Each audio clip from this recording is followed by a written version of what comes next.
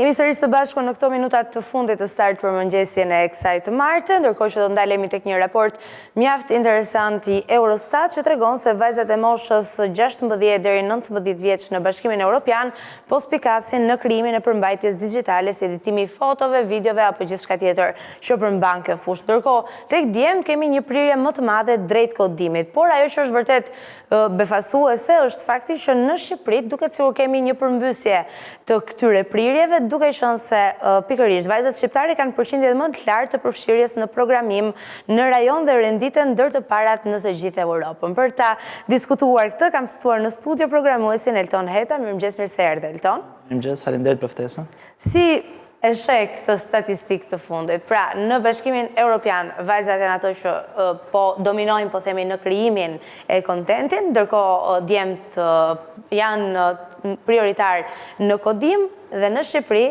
statistika përmbyset. Mendoj që statistikat më shumë flasin rreth studimeve, sepse kur kalojmë nga studimet, përfundimet e studimeve në universitetet dhe tek punësimi në strukturat të institucioneve shtetërore apo edhe të kompanive private, shifrat ndryshojnë edhe gjithmonë dominanca në programim pa edhe vitet e fundit është nga djemt.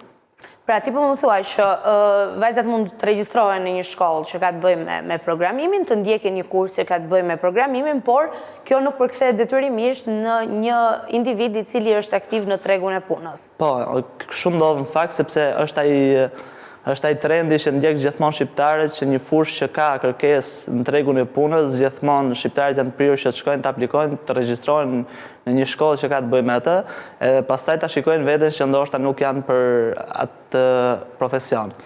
Çështja e programimit është më shumë çështje logjike, durimi, por dhe njohurisht që duhet të avancosh hap pas hapi. Pse ka qenë gjithmonë një industri e dominuar nga djemt, pra te kodimi? Ndoshta ka edhe nga vetë vajzat një stepje kur bëhet fjalë për kodimin. Po sepse mendoj që është e vështirë që logjika e femrës i përshtatet më shumë programimit. Po pse çfarë ka logjika e femrës? Nuk e di, nuk ka të prirjen sa kanë meshkuj të përballen me një problem të momentit. Pra nëse kemi një programuese femër dhe një programues mashkull, në rastin kur ndodh një problem, zakonisht femrat kalojnë një panik më të shpejt. Mbase natyra femërore edhe... Natyra femërore bën pak më të vështirë këtë profesion për femrat. Por që jo nuk ka femra që merren me programim, po ashtu femrat janë më të prirura ndaj pjesës programimit front-end, jo back-end. Pra front-endin nga back-endi, për ato që na ndjekin dhe nuk e kuptojnë, është back-endi është pjesa e funksionaliteteve të një programi, ndërsa front-endi është pjesa që vizuale që ne shikojmë. Pra me pjesën e front-endit vajzat kanë më shumë prirje se meshkujt, edhe ndoshta në këtë pjesë është edhe fokusi i trendit në rritje të femrave, sepse është ajo pjesa që femrat kanë më sykritik ndaj detajeve estetike, pamjes se si duket ngjyrave, ku duhet jenë imazhet, pozicionimin e tyre, pjesës estetike.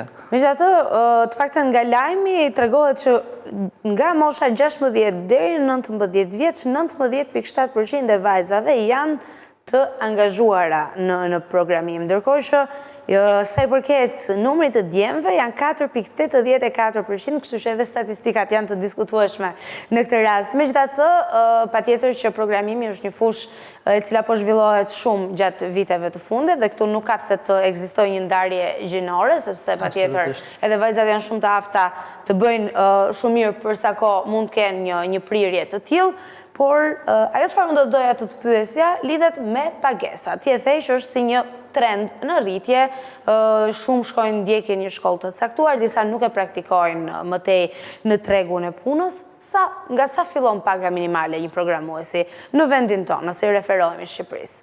Në Shqipëri në fakt është e rrallë që të gjesh programues mirëfill, sepse edhe teknologjia, avancimi i teknologjisë edhe toolset e gatshme që e bëjnë punën më të lehtë e kanë nxjerr programuesin deri diku jashtë loje dhe nuk është aq i kërkuar një programues i mirëfill, por që pagesat mendoj që variojnë diku tek 800 euro deri në 2000 euro në muaj. Pra, minimumi për një junior, po themi, fillon nga 800 euro dhe pastaj... Kur flasim për programim mirëfill.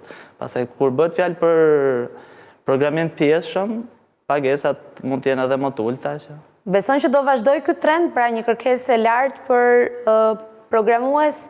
Besoj që po, sepse pavarësisht të zhvillimit teknologjisë, toolsave të AI, të pjesës inteligjencës artificiale, pra programuesit nuk zhduken kollaj nga tregu, sepse janë ato që dhe zhvillojnë këtë fushë, të sektor, edhe teknologjia sa vjen edhe bëhet pjesë e jetës tonë, kështu që gjatë gjithë kohës do na duhet që të krijohen aplikacione të reja, teknologji të reja, të integrohen në shoqëri, të edukohet edhe pjesa e shoqërisë, sepse edhe pjesa e edukimit, trajnimeve, por përsëri kryhet nga njerëz që janë të fushës teknologjisë. Mbetet çështje për të diskutuar se sa me hapa të shpejt dhe koherent po ecim në shqiptarët tek teknologjia në tërësi, jo vetëm te programimi që mbetet një fushë i përket profesionistëve.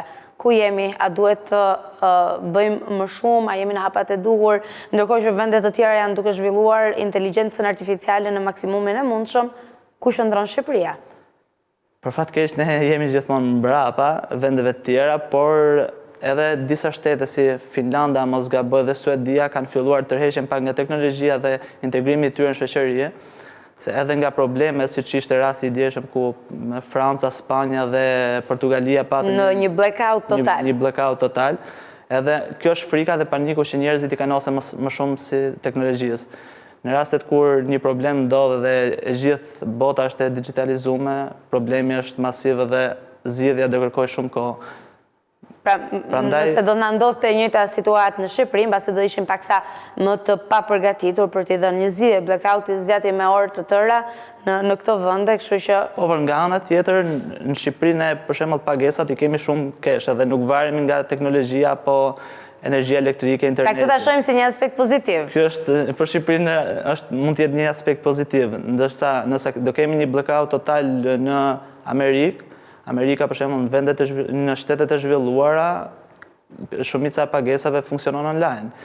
I gjithë rrjeti, domethënë i bizneseve funksionon online edhe një shkëputje interneti pa shkëputjen e energjisë elektrike do jetë një kaos i tmerrshëm. Eltona, kanë thënë të tjerë që paraja kesh është mbreti, kështu që jam e bindur që në këtë pjesë jemi ende shumë okay. Ka vende që kishin ndërmarr, nuk arrit ta kujtoj eksaktësisht cili vend, por kishin ndërmarr nisma për ta digitalizuar tërësisht qarkullimin e paras, por hoqën dorë sepse e bën praktikisht të pamundur gjithçka në momentin që të përballemi me një sfidë të tillë. Cilat gjuhë programimi ose platforma do të sugjeroje për këtë do të ri që do të nisi të mësoj këtë profesion? Momentalisht gjuhët më të kërkuar janë Node.js, është PHP-a, Java, që pavarësisht se shpesh përflitet që një gjuhë që po vdes, në fakt mbetet aty se është gjuha që përdoret më shumë për dizajnimin dhe krijimin e aplikacioneve të kompjuterave. Pra këto janë gjuhët ku më shumë njerëzit të rinj të apasionumit mund të fokusohen, sipas mendimit tim, sepse këto nuk është se janë të ndara. Cilat janë cilësitë që një individ duhet ketë patjetër që të bëhet programues? Mendoj që duhet të jetë fillimisht i apasionuar pas shkencave eksakte, domethënë një programues zakonisht ka prirje fillimisht për matematikën, fizikën, për shkenca eksakte, jo për shkencat e tjera. Sociale. Për shkencat sociale, po. Pastaj duhet ta ketë edhe pak pasion, jo thjesht ta ndjeki nga trendi. Më duket si një fushë që kërkon shumë durim, për shembull. Po, do shumë durim edhe, domethënë është një fushë që gjatë gjithë punës do të ndjeki stresi, sepse shumica e pjesës kohës ka dhe stres, sfidat janë ato që krijojnë stresin. Duhet të jesh gjithmonë një person që di të menaxhosh stresin, të mos kalosh në një panik të momentit, sepse nëse kalon në një panik edhe puna në atë, pjesa afatgjat në atë punë nuk besoj se do jetë e madhe. Kështu që duhet patjetër të kemi disa cilësi në mënyrë që të shkojmë drejt programimit, një fushë e cila beson ti të paktën që do kërkoj profesionist dhe do të jetë jo vetëm një trend, por e ardhmja, sepse inteligjenca artificiale, teknologjia po zhvillohen, po vinë edhe në Shqipëri. Ndërkohë që një pyetje të fundit do doja të ta bëja si profesionist i kësaj fushë, si njëri i cili përballet çdo ditë me profesionistë të tjerë të cilët ndoshta ndajnë të njëjtat eksperienca, si mund krijohen më shumë mundësi mbështetje për të gjithë ata që punojnë në këtë botë në Shqipëri?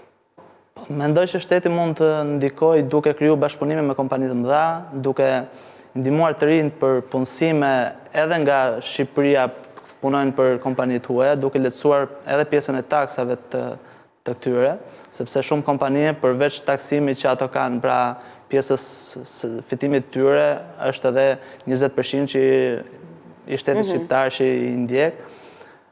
Mund nxisim pjesën e infrastrukturës në auditore, në shkolla, në universitete, sepse mendoj që jemi goxha mbrapa, laboratoret nuk janë aty ku duhet.